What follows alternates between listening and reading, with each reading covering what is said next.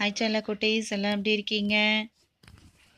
வீட்டில் வெளியில் போகாமல் பத்திரமா வீட்டுக்குள்ளேயே இருங்க. கொரோனா நோய் தொற்றும் அபாயம் உள்ளது. அதனால் வீட்டில் பெற்றோர் சொல்படி கேட்டு நடங்க, சரிங்களா? இப்போ நம்ம 5ஆம் வகுப்புக்குரிய முதல் பருவத்திற்கான செய்யுள் முடித்து விட்டோம், உரைநடை முடித்து விட்டோம். இப்போ அதுக்கு அடுத்தது துணைப்பாடம் என்ற தலைப்பு, என்ன சத்தம் என்ற தலைப்பில் நம்ம பார்க்க போகிறோம். சரி, ஒரு சின்ன கதை தான் இது, சரியா? அந்த பறவைகளினுடைய ஒலிகளை பற்றியும் காட்டில் நடக்கக்கூடிய என்னென்ன விஷயங்கள் நடக்குது என்றதை பற்றியும் இந்த கதையில் நம்ம தெரிஞ்சுக்க போகிறோம். கதைக்குள்ளே போகலாமா? அன்று ஞாயிற்றுக்கிழமை, பள்ளிக்கு விடுமுறை என்பதால் செழியன் தன் பாட்டியுடன் ஆடுகளை மேய்ச்சலுக்கு ஓட்டி சென்றான். செழியன் என்ன பண்ணுறாங்க? ஞாயிற்றுக்கிழமை பள்ளிக்கு விடுமுறை என்பதால் தன் பாட்டியுடன், பாட்டி கூட என்ன பண்ணுறாங்க? ஆடுகளை மேய்ச்சலுக்கு ஓட்டி செல்றான். ஆடுகள் காட்டின் ஓரத்தில் மேய்ந்து கொண்டிருந்தன. செழியன் ஒரு மரத்தடியில் அமர்ந்து காட்டின் அழகை ரசித்து கொண்டிருந்தான். அந்த மரத்தில் மேலிருந்த குரங்குகளின் அலப்பும் அலப்பறை ஓசை அவனுக்கு எரிச்சலாக இருந்தது. குரங்கு கத்தனாலுமே பிடிக்காது, அது ஒரு மாதிரியா கத்தும் இல்லையா? அதனுடைய குரலே நல்லாவே இருக்காது. அதனால் அவன் வேறு ஒரு மரத்தடிக்கு சென்று அமர்ந்தான். அங்கிருந்த மரங்களில் அணில்கள் ஓடி விளையாடின. அணில் பார்த்தாலுமே உங்களுக்குலாம் ரொம்ப பிடிக்கும் இல்லையா? அது குடுன்னு ஓடுறதும் குடுன்னு ஓடி வரத்தும் வேகமாக ஓடும் இல்லையா? ஆனால் ஒரு இடமா நிற்கவே நிற்காது, ஓடிக்கிட்டே இருக்கும் அணில். அம்மரத்தில் இருந்த குயில் ஒன்று குக்கு என கூவியது. குயில் அழகா கூவும். காலையில தான் குயில் கூவுற சத்தத்தை நம்ம கேட்கலாம் இல்லையா? காலையிலையும் மாலையிலையும் நம்ம கேட்கலாம் குயில் கூவுகின்ற சத்தம். அந்த குயில் கூவுகின்ற சத்தம் அவனுக்கு ரொம்ப அவனுடைய செவிக்கு ரொம்ப இனிமையாக இருந்தது. அதனால செழியன் என்ன பண்ணிட்டான்? அப்படியே அந்த குயில் கூவுற சத்தத்தை கேட்டு சிறிது நேரம் ஓய்வெடுத்தான். திடீரென ஆடுகள் மேமே என கத்தும் சத்தம் கேட்கவே செழியன் பதற்றத்துடன் எழுந்து என்னவென்று கவனித்தான். அருகில் பச்சை புதர் அருகே நரி ஒன்று ஆடுகளை கொன்று தின்ன நேரம் பார்த்து கொண்டிருப்பதை கண்டான். உடனே ஒரு குச்சியை வளைத்து வில்லாக்கி நரியை நோக்கி அம்பை எய்தான். அம்பு பட்டு காயமடைந்த நரி ஊளையிட்டு கொண்டே ஓடிவிட்டது. நரி என்ன பண்ணும்? ஊளையிடும். நரி எப்படி சத்தம் போடும்? ஊளையிடும். குயில் எப்படி கூவும்? குக்கு என கூவும். குரங்குனுடைய சத்தம் அலப்பறை சத்தம். அதுக்கு அடுத்தது செழியன் ஆடுகளை ஓட்டி கொண்டு பாட்டியுடன் வீட்டிற்கு கிளம்பினான். உடனே என்ன பண்ணுது? செழியன் என்ன பண்ணுறான்? ஆடுகளை ஓட்டி கொண்டு பாட்டியுடன் வீட்டிற்கு கிளம்புறான். தூரத்தில் எங்கோ சிங்கம் முழங்கும் சத்தம் கேட்டது. காடுனாலுமே சிங்கம்தான் ராஜா இல்லையா? சிங்கம் முழங்கும் பொழுது மற்ற விலங்குகள்லாம் ரொம்ப பயப்படும். அந்த சத்தத்தை கேட்டவுடன் காடே பரபரப்பாகிவிட்டது. பறவைகள் ரக்கைகளை படபடவென அடித்து கொண்டு இங்கும் அங்கும் பறந்தன. யானை பிளிரியது, ஆந்தை அலறியது, கீரி புள்ளையும் செடிகளின் மறைவிலிருந்து ஓடியது. மயில் அகவியது, பாம்பும் தன் புற்றிலிருந்து வெளியே வந்து சீறியது, குதிரை கனைத்தது. யானை என்ன பண்ணும்? பிளிரும். ஆந்தை அலரும், கீரிப்பிள்ளை மறைவிலிருந்து பார்க்கும். அதுக்கு அடுத்தது பாம்பும் தன் புற்றிலிருந்து வெளியே வந்து சீறியது, குதிரை கனைத்தது. இவற்றை எல்லாம் கேட்ட செழியனுக்கு பயத்தால் நாக்கு வறண்டது. தான் வைத்திருந்த தண்ணீரை குடித்தான். பாட்டியுடன் வீட்டிற்கு செல்லும் வழியில் கம்பங்கொல்லையில் வண்டுகள் முரளும் ஓசை கேட்டுக்கொண்டிருந்தது. வண்டு என்ன பண்ணும்? முரளும். இதெல்லாம் பார்த்துக்கிட்டு செழியன் என்ன பண்ணுறான்? போயிட்டே இருக்கான். வந்த பிறகுதான் செழியனுக்கு, அதாவது வீட்டுக்கு வந்த பிறகுதான் அவனுக்கு கொஞ்சம் பயமே குறைஞ்சிது. செழியன் தன்னுடைய வீட்டிற்குள் நுழைந்ததுமே அவனை கண்ட மகிழ்ச்சியில் தொழுவத்தில் இருந்த பசு கத்தியது. செழியனை பார்த்ததும், நீங்கள் வீட்டில் வளர்க்கக்கூடிய விலங்குகள், நாய் வளர்ப்பீங்க இல்லையா?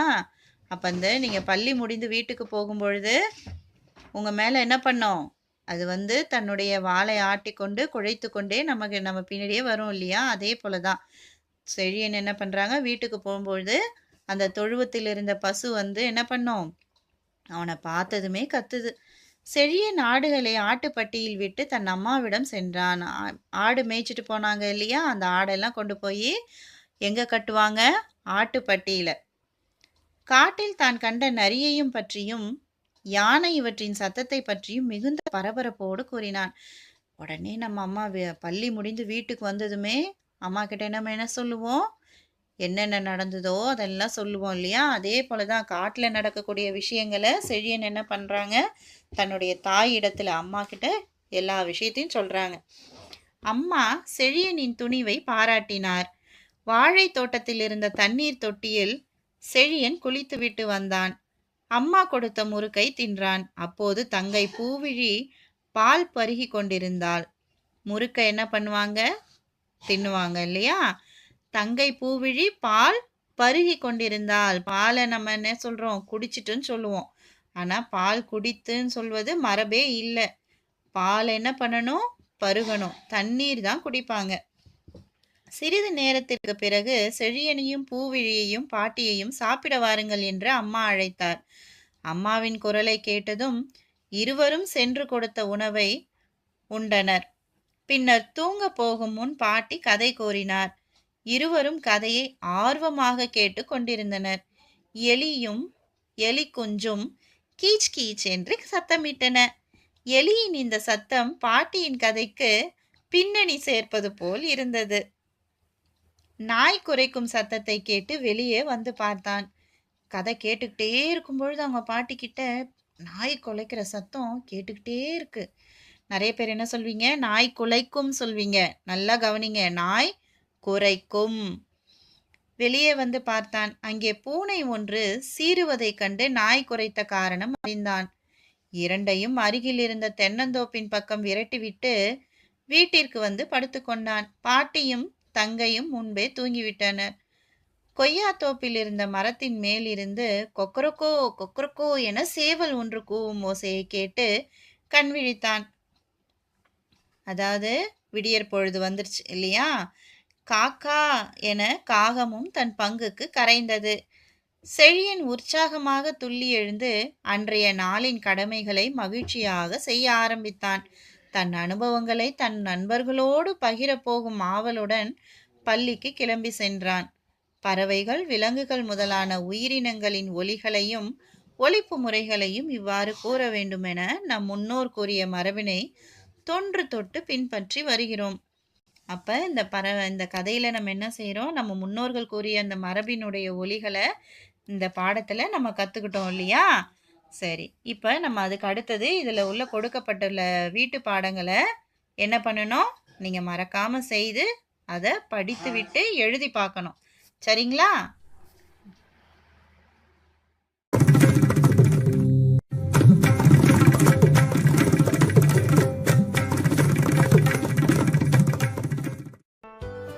யானை பிளிரும்.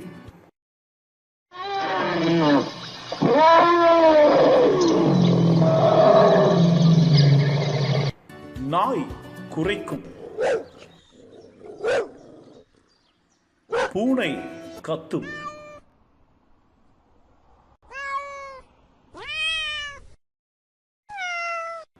ஆடு கத்தும்.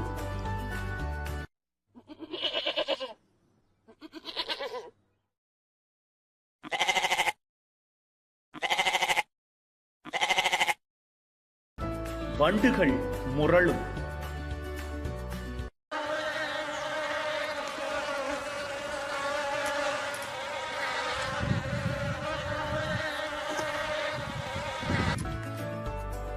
பாம்பு சீரும்.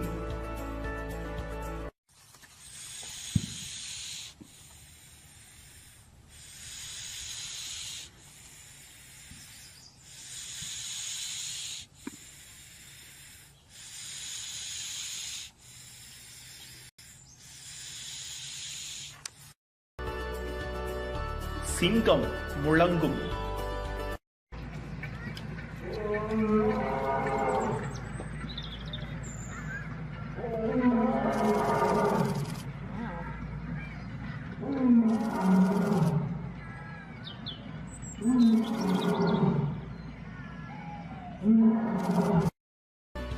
ஆந்தை அலறும்.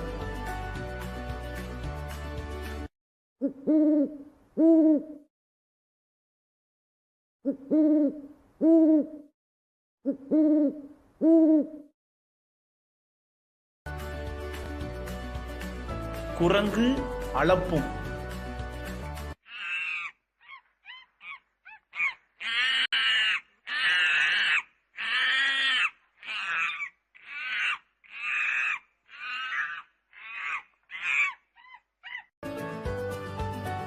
நரி ஊளையிடும்.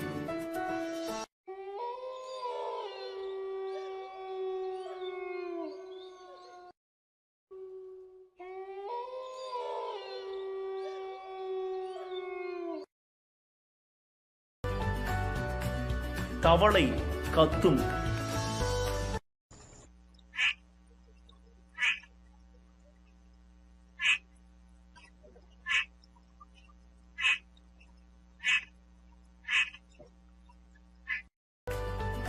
மயில் அகவும்.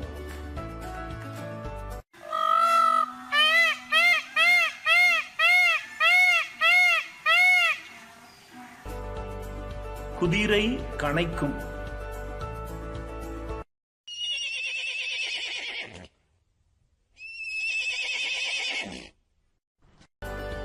சேவல்